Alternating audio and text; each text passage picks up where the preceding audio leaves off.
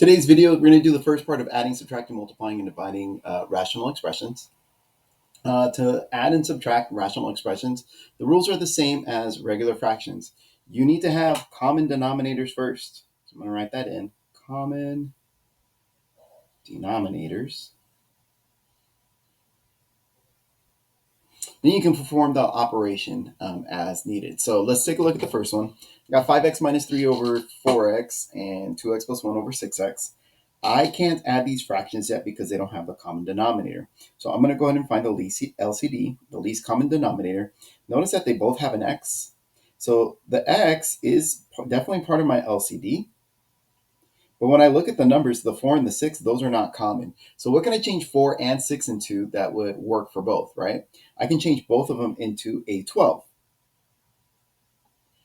I can change the 4 into a 12 by multiplying it by 3. I can change the 6 into a 12 by multiplying it by 2. So my least common denominator between the numbers is 12, and between the variables is x. Therefore, my LCD is x. Now what I'm going to do is I'm going to go ahead and multiply by whatever is missing in order for me to get that common denominator. So on that 5x minus 3, I'm going to go ahead and write 5x minus 3 over 4x. What's missing in the denominator? Well, what's missing is a 3. So that way, if I multiply it by 3, then this would become a 12x, which is what I want, right? So because I'm multiplying the bottom by 3, I need to multiply the top by 3. But in doing so, I have to multiply the whole thing by 3. So I'm going to end up distributing, okay? Similarly, what's missing here so that I get the 12x? Well, what's missing is a 2. So I'm going to write the fraction again. It's going to be plus 2x plus 1 over 6x. But what's missing is a 2 on the bottom. That way it turns into a 12x. And since I'm going to do that to the bottom, I better do it to the top. And that means I'm going to end up distributing up there as well. So I'm going to distribute here. And I'm going to distribute here. And let's see what we end up with. I end up with a 15x minus 9 over 12x plus, and over here it becomes a 4x plus 2 over 12x. Notice that the denominators are the same. Since they are the same, then I can put this over one fraction. That is to say, I can combine like terms up here. 15x plus 4x, that becomes 19x. Negative 2 plus 9, that's a negative 7 over 12x. Remember that when you add or subtract fractions, you keep the denominator the same. And that's as far as I can go. So that takes care of the first one. Let's take a look at the second one. Same concept. I have two different fractions. I want to see what's different about both of them. Well, let's find the least common denominator first. Between the variables, this has an x and this has an x squared. So they're not really the same, right? This is missing an extra factor of x. So I can multiply it by an x and I get x squared. Okay, so the least common denominator between the two would have to be some kind of x squared. They're not really the same. And then the least common denominator between 3 and 5, 3, 5, that would be 15. So I know I can make both of them into a 15x squared if I multiply it by the right thing. So let me take that 7 over 3x. What would I need to multiply this by so that I get 15x squared? Well, I would need to multiply it by 5 and by an x. So that way I get that x squared. Since I do it to the bottom, I got to do it to the top. Minus. On the top, I have 4 minus x over. And 5x squared, what's missing for it to become a 15x squared is just a 3. Remember, since I'm multiplying the bottom and the top by 3, then all of this needs to get multiplied by 3, which means I need to distribute that 3 into the 4 minus x. All right, let's go ahead and start doing some math. So on the top, I get 35x over 15x squared minus. And on the top, I get 12 minus 3x, because again, remember, you have to distribute that 3 over 15x squared. Now, I don't know if you remember this, but we did do this earlier. Remember that when we're subtracting fractions, the way we subtract fractions is you need to distribute that negative to the top, okay? So this becomes 35x over 15x squared. I'm going to put them all in the same fraction because they have the same denominator. When I distribute this negative, this becomes a negative 12. And when I distribute this negative, this becomes a positive 3x. Now I combine like terms if I can. I got 38x minus 12 over 15x squared is my final answer. All right, let's go ahead and check the last one. Let me just do one last check. Yeah, I think we're okay. Thought I made a mistake back there, but I think we're good. Let's go ahead and take a minute, go ahead and press pause on the video. I want you to go ahead and try this one out. I'm going to assume you already did that. Let's find my least common denominator first. Between the 18 and the 6, it looks like it's an 18. Between the x squared and the x, it's going to be an x squared. And between the y to the third and the y squared, it's going to be a y to the third. All right, so on the first one, I have 2 over 18x squared y cubed. What do I need in order to make it an 18x squared y cubed? Well, it's already an 18x squared y cubed. So there's nothing for me to do on that first one, right? I'm not going to multiply it by 1 over 1. I'm not going to change it at all. However, on the second one, there is quite a bit to do. To change it from a 6xy squared to an 18x squared y, it needs a 3. It needs an x, and it needs a y. So that way I can make this guy look like this guy, okay? So if I'm going to do it to the bottom, I got to do it to the top. On the top of this first one, everything's going to stay the same, 18x squared y cubed, plus on the top of this one, it's going to change. On the top, 3 times 3, that gives me a 9xy over 18x squared y cubed. I combine like terms. There are no like terms. I'm going to put the 9xy first. You don't have to, but it's common for you to write it that way. Remember, put your variables first and then your constants at the end. The only thing I will say on this is nope. I think that's it. All right. So that takes care of the first 3 problems. All right. The first 3 problems are pretty straightforward. Here's where things get a little bit more complicated. So it says, at times, it is necessary to factor in order to see what is needed to make the denominators the same. So right here, this is an x plus 6, and this is an x squared times 3x plus 3x minus 18. Unfortunately, I can't change this guy to look like this guy without really factoring this and knowing like, hey, what are the factors on the bottom, all right? So we're going to factor anything that we can. So let me go ahead and try to factor the top. Let me try to factor the bottom. I'm going to try to factor the top. You'll see why we're going to do this in a little bit, okay? So we're going to try to factor the top. On the top, it factors to 2 and a 4 on the bottom. 2 numbers that multiply to 2 but add up to 4. Guys, I'm going to tell you right now, that doesn't work. So that top part does not factor, okay? Let's try to factor the bottom.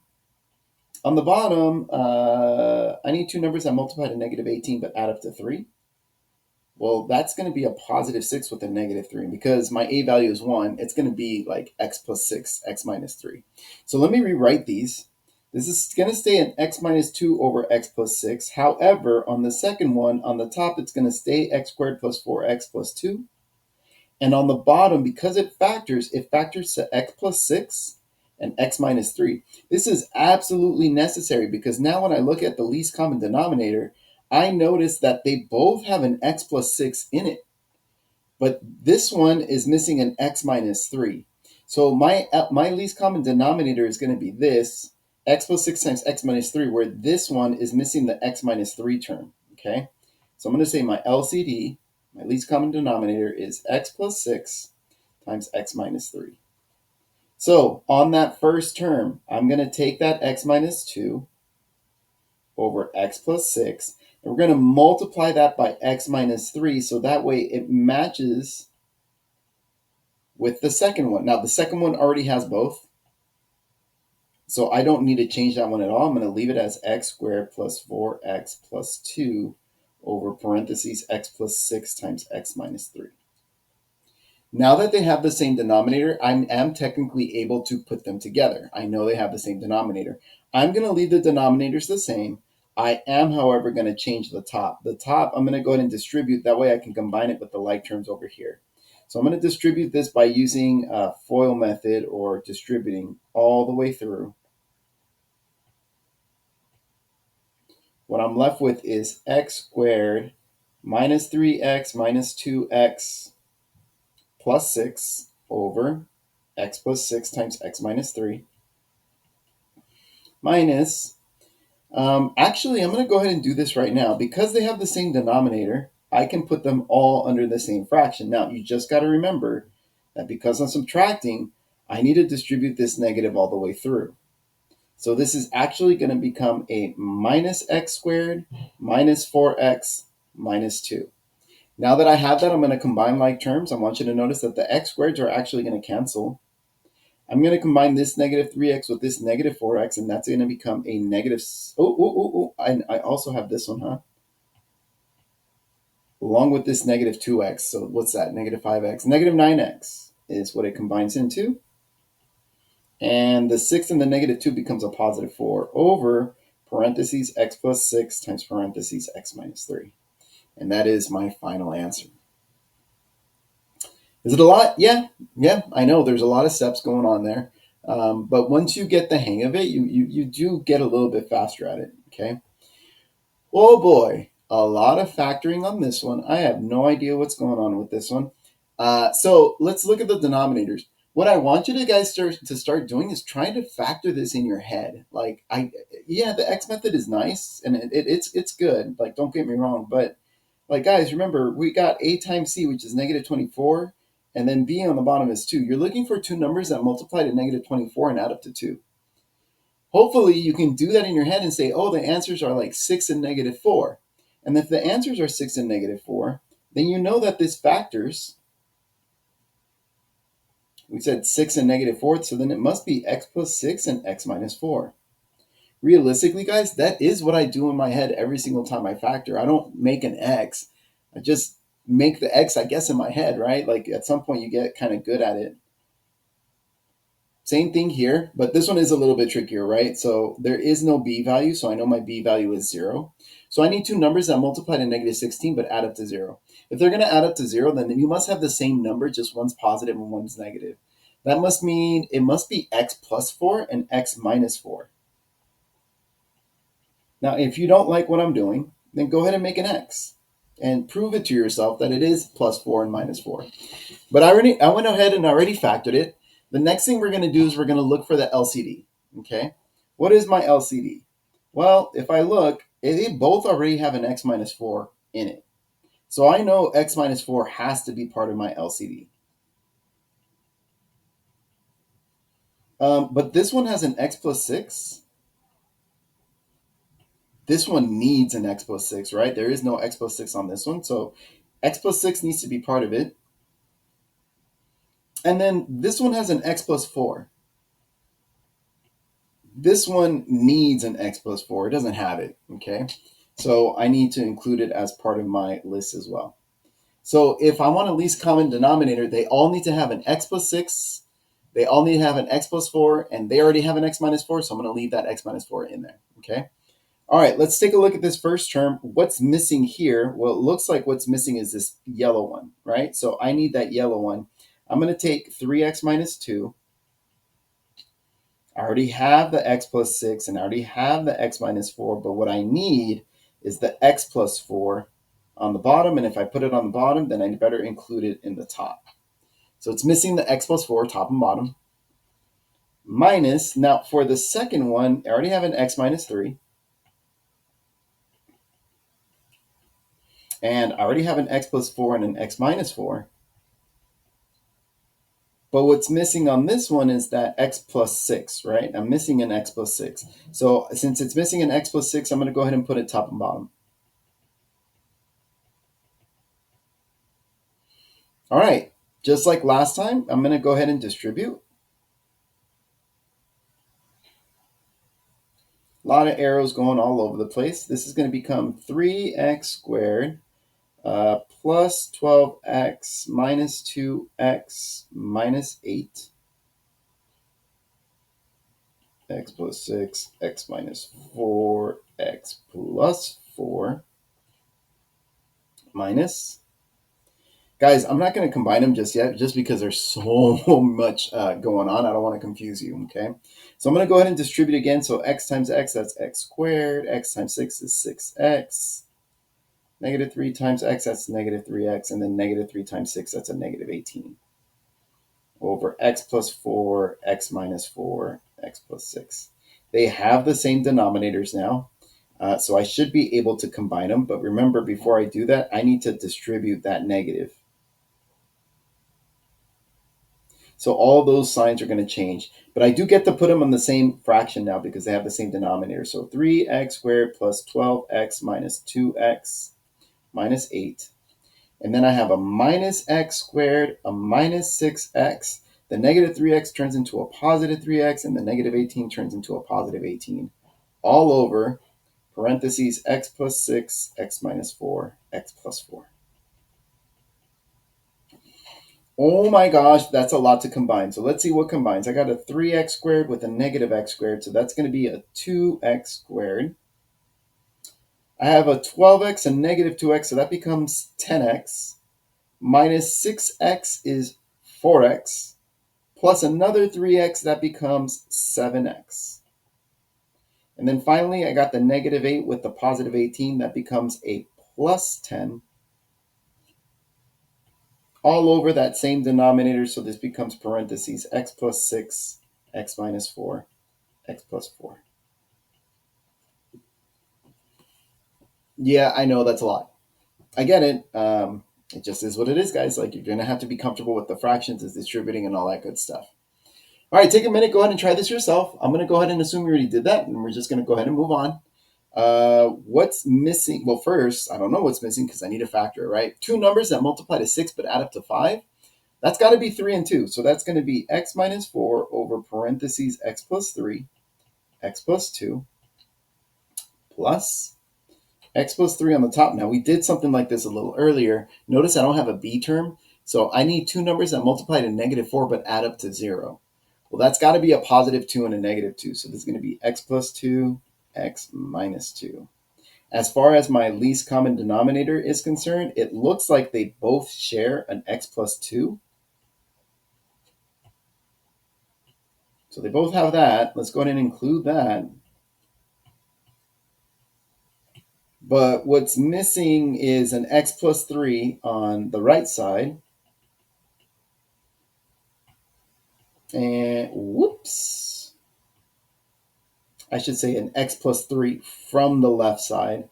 And what's missing is an x minus 2 from the right side.